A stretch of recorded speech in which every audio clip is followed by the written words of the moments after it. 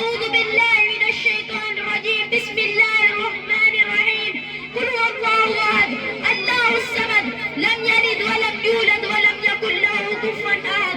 میں نے ابھی آپ کے سامنے پوری سورت تلاوت کر دی ہے جس کا ترجمہ یہ ہے اے نبی کہہ دو کہ اللہ ایک ہے, اللہ بے نیاز ہے, وہ نہ ہی کسی کا باپ اور نہ ہی کسی کا بیٹا اور اس کا کوئی ہمسر نہیں. کیا حقیقت نہیں ہے کہ جب آپ تاروں بھرے آسمان, چوڑی چگلی زمین, اونچے پہاڑ اور بہتے دریا دیکھتے ہیں تو بے شک سے خیال آتا ہے کہ ان کا کوئی خالق ہے, کوئی ہے جس نے ان چیزوں کی تخلیق کی. پھر ہم ایک قدم اور آگے بڑھاتے ہیں, سوچتے ہیں, رات آتی ہے, دن رخصت ہو جاتا ہے, صبح ہوتی ہے, شام ہوتی ہے, کائنات کا نظام صبح ہوتی ہے, شام ہوتی ہے, کائنات کا نظام بدتی کے اصولوں کے مطابق چل رہا ہے, کہیں سے کوئی خرابی نہیں.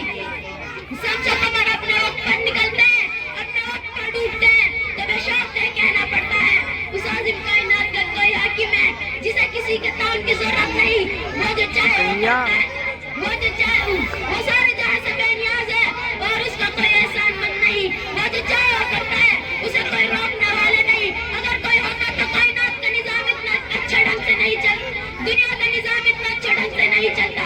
لو کان فیہما آلہۃ الا اللہ لفسدتا, اگر دونوں میں زمین و آسمان اللہ تعالیٰ کے سوا کوئی اور معبود ہوتا تو دونوں ٹوٹ جاتے.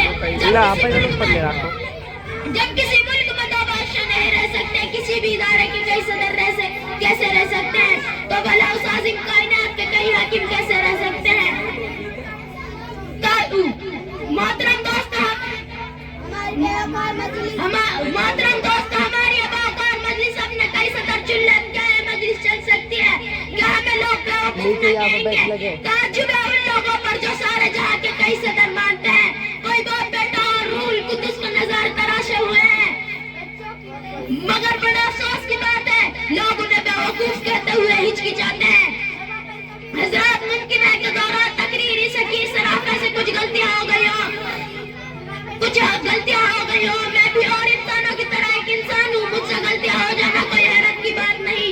آپ حضرات سے گزارش ہے کہ مجھے مطالعہ فرمائیں میں نے کون سی باتیں غلط کہی ہیں. انہی چند باتوں پر میں اپنی تقریر ختم کرتا ہوں.